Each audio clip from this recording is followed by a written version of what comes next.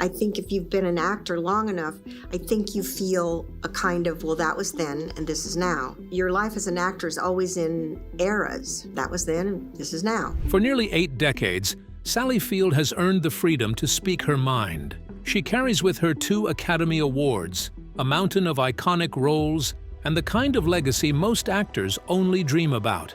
Yet, behind the applause and the cherished characters she has never forgotten, the colleagues who went too far. Now, at 78 years for the first time, she's revealing the 7 actors she truly despised working with. So who are they? Join us as we uncover 7 of the most hated actors by Sally Field. Number 7. Burt Reynolds. In the late 1970s, Hollywood loved the story of Sally Field and Burt Reynolds. They were glamorous, funny, magnetic, and on-screen. Their chemistry felt so real it seemed impossible to be just acting. Together, they starred in Smokey and the Bandit, The End, Hooper, and Smokey and the Bandit II, becoming one of the industry's favorite couples. But behind the red carpets, the smiles, and the box office hits, their relationship was far from a fairy tale. Decades later, in her 2018 memoir, In Pieces, Sally broke her silence. She revealed that the romance everyone envied was, in truth, painful and suffocating. Their relationship began in 1977 on the set of Smokey and the Bandit. Then it just was not something he really did very well. Reynolds, already a huge star, chased after Sally with charm and persistence. And for a while, she believed in the dream. But soon, she said, the love turned into control. He wanted her quiet, by his side. When she wanted to get married, the whole word set me into spasms. Never speaking too freely, he interrupted her, questioned her intelligence, and seemed determined to outshine her. When Sally won the Oscar for Norma Rae in 1980, it should have been a joyful victory. Instead, Reynolds dismissed her chances and refused to support her. She attended the ceremony with friends, not her partner. Publicly, he was seen as the ultimate leading man, rugged and confident. Privately, she says, he was insecure, critical, and manipulative. He mocked her looks, cut down her talent, and punished her with silence. I did love him, she admitted, but he hurt me. Years later, in his own memoir and interviews, Reynolds called her the love of my life and admitted regret. But Sally didn't believe it. To her, he loved the idea of her, not who she truly was. After their breakup, she never spoke to him again, not for the last 30 years of his life. Even in lighter moments, her feelings were clear. In 2022, when asked on Watch What Happens Live about her worst on-screen kiss, she instantly named Reynolds. Okay, this is going to be a shocker. Hold on, folks. Burt Reynolds. Joking that it was sloppy and full of drool. When he died in 2018, Sally's response was calm and honest. She didn't attack him, but she also didn't romanticize him. He will always be in my heart and in my history, she said, adding softly, at least he's not hurting anymore. Sally Field's rift is not just with Burt Reynolds only. The actor whose name comes next is even more surprising. Let's watch. Number 6. Jeff Bridges. When Sally Field worked with Jeff Bridges in the late 1970s, she expected teamwork. Instead, she found chaos. It is this constant trying to reach each other that she and I both were. There were no shouting matches or public fights, just a quiet tension that stayed with her for years. They had been paired for a screen test of a romantic drama that never got made. The idea was to show 2 honest, emotional actors falling in love on screen. But instead of chemistry, there was conflict. Jeff, already known for his laid-back, improvising style, walked in as if he were at a beach party, not a film test. Sally remembered he was barefoot, like it was a barbecue, not a professional set. His attitude matched his appearance. While she tried to ground herself in the truth of the scene, Jeff treated it loosely, laughing, rewriting lines, and throwing in gestures that broke the flow. Sally later said, "It felt like I was acting with someone who was already bored of the story." For her, it wasn't playful. It was disrespectful. Jeff's keeping it loose felt like sabotage. When the director praised Jeff's natural charm, Sally felt invisible. "I left that room erased," she admitted years later. The wound deepened when, during a press junket years later, Jeff joked about a screen test with an actress who was so stiff she might shatter. He didn't name her. She was terrific during the whole shooting. She really supported me. When I should be supporting her, she was having to support me. But Sally knew. To him, it was a tease. To her, it was proof he never took her seriously. They never worked together again. Publicly, Sally stayed quiet, though in one interview she admitted, "Some people treat acting like a sandbox. I prefer a stage." Jeff never apologized directly, but years later, in a 2009 interview, he admitted, "I misunderstood a lot of people when I was younger. Some actors want play, some want precision. I wish I'd learned sooner how to meet them halfway." He didn't mention Sally, but he didn't have to. Now, you won't believe who Sally despises next. But why? Let's find out. Number 5. Shirley MacLaine. Steel Magnolias was celebrated as a moving tribute to women, filled with heartache, humor, and resilience. At its core were Sally Field and Shirley MacLaine, whose performances on screen were unforgettable. But behind the scenes, things were far less harmonious. Sally Field approached the role of M. Lynn, a grieving mother, with raw honesty. She came ready to give everything for the story. Shirley MacLaine, however, seemed to treat the set like a battlefield. Crew members later said it wasn't about teamwork for her, it was about control. From the very first rehearsals, Shirley carried herself as if she already owned the spotlight. Sally described Shirley as bringing a cloud of chaos wherever she went. A veteran and Oscar winner, Shirley often dismissed direction, interrupted emotional moments, and inserted herself into scenes that didn't concern her. During one of the film's most emotional scenes, Malin's breakdown after her daughter's death. "I want to know how that baby will ever know how wonderful his mother was." It took 17 takes, not because Sally couldn't deliver, but because Shirley kept breaking the mood with sarcastic comments. The audience saw a powerful scene, but Sally remembered it as sabotage. For Sally, acting was about truth. For Shirley, it seemed about self. Shirley has never directly answered these claims, usually speaking instead about her cosmic acting style and the film's legacy. The tension, though unspoken, was clear to those present. The feud never exploded publicly. The summer of 1998 to film Steel Magnolias. Each of us, we had a position in the group, not just our characters that we played, we had a sort of role. But it never ended either. The two kept things polite in public, but distant. Years later, Sally admitted, "I don't hate Shirley, but I don't forget." Since Steel Magnolias, they've never worked together again. Shirley, now in her 90s, remains enigmatic, while Sally at 78 is finally speaking her truth without sugarcoating the past. I mean, this was Shirley MacLaine, after all. But could she possibly be talking about someone she considered as an adversary? Let's take a closer look. Number 4. James Woods.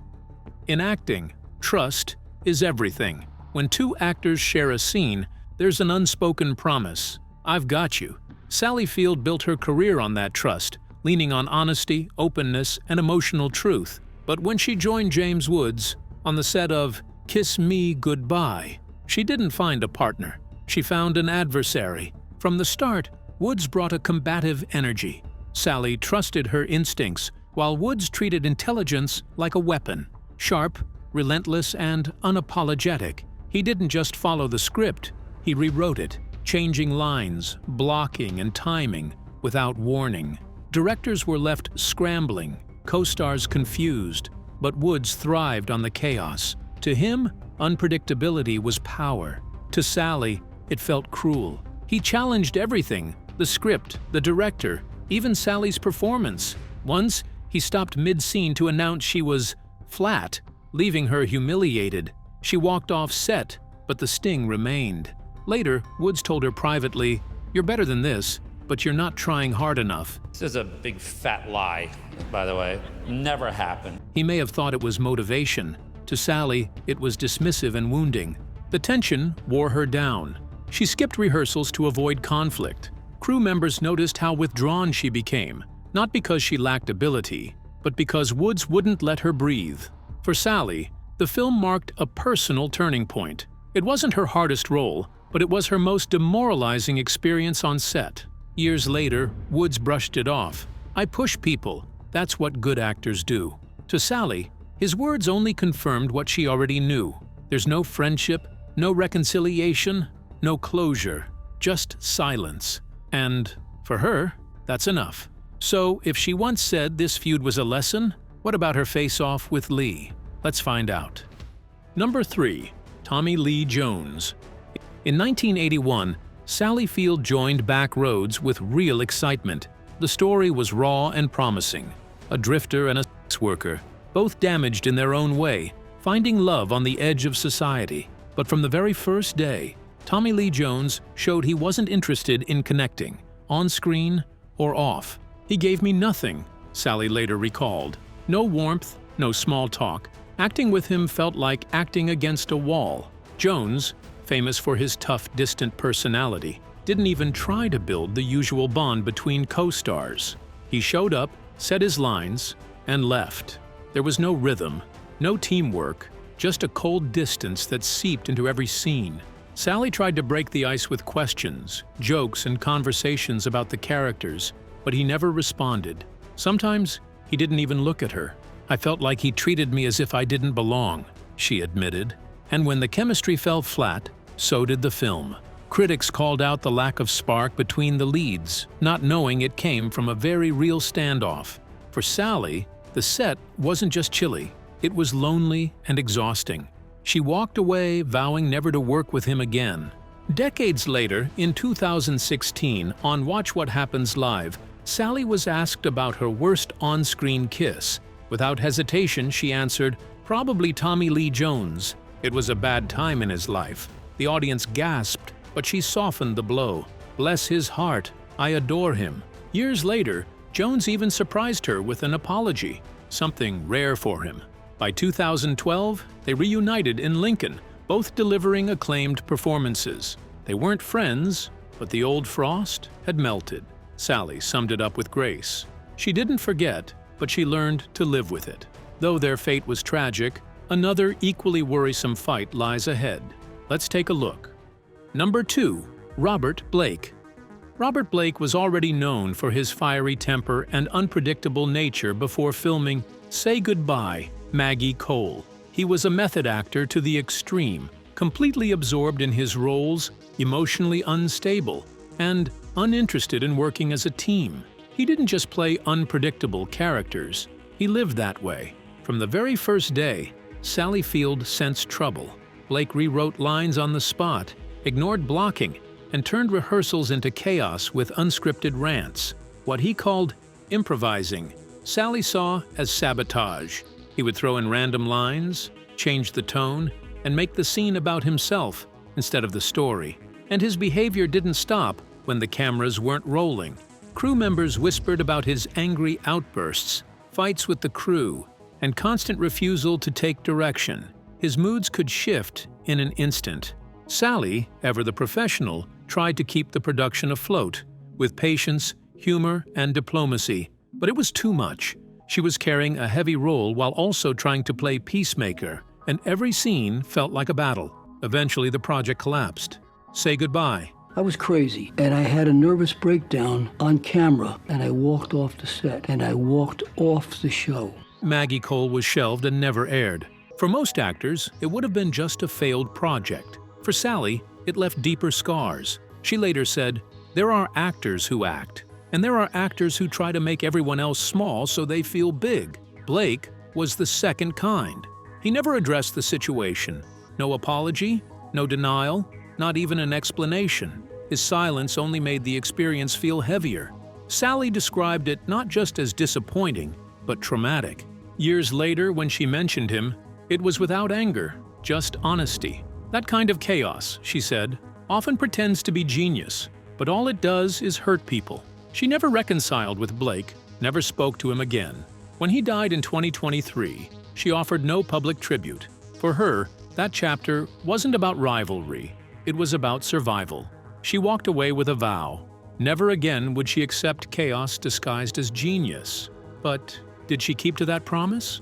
Let's find out. Number 1. Dustin Hoffman. In the early 1980s, Sally Field walked into a chemistry read for a film that many people believed could be the next big thing. On paper, she had every reason to feel secure. She was already one of Hollywood's brightest stars, carrying 2 Emmy Awards and an Academy Award. By all measures, she had proven herself. But none of those accolades mattered once she stepped into that room, because waiting inside was Dustin Hoffman. To the public, Hoffman was untouchable. He was the man from The Graduate, the powerful force behind Kramer vs. Kramer, and soon to be the face of Tootsie. He was celebrated as a genius, a master of his craft. But for Sally, what happened in that audition room tore the shine off the legend. From the moment she entered, the balance was off. Hoffman didn't treat her like a partner. He treated her like an obstacle. He cracked jokes with the producers, loudly criticized the script as though he were the only voice that mattered, and set the entire tone as if the audition was already his stage. When Sally began to read her lines, he interrupted her without hesitation. "Try it slower," he said mid-scene. No, she wouldn't say it like that," he added seconds later. To outsiders, it might have looked like direction.